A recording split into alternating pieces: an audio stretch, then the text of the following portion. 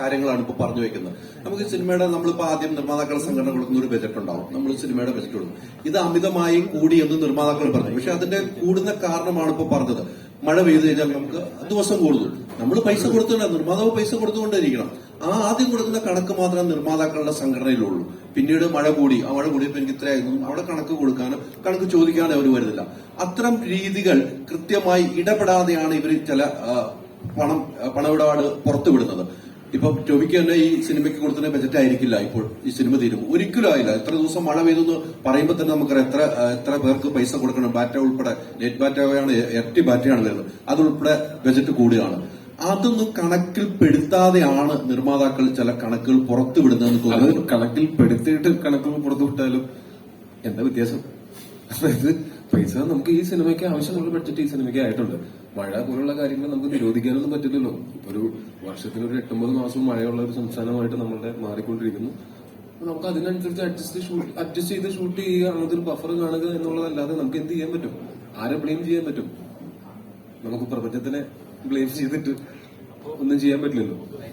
Okay, അതെല്ലാം ഈ പറഞ്ഞ പോലെ കാലാകാലങ്ങളായിട്ട് നടക്കുന്ന പോലെ തന്നെ ഇനിയും നടന്നുകൊണ്ടിരിക്കും.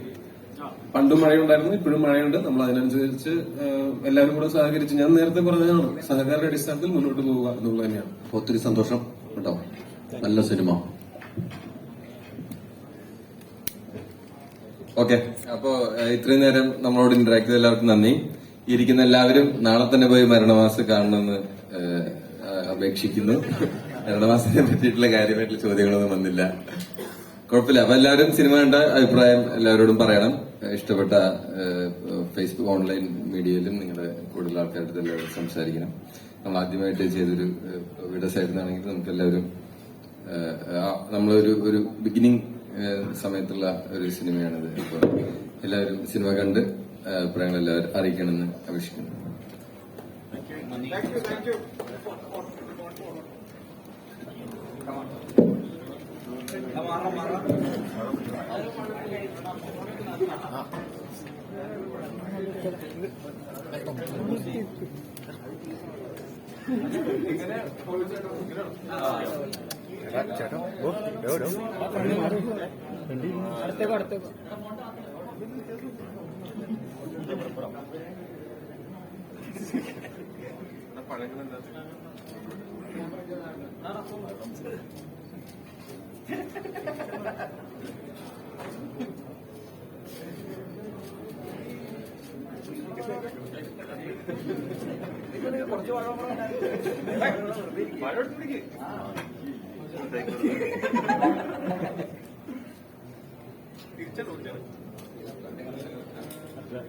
Okay?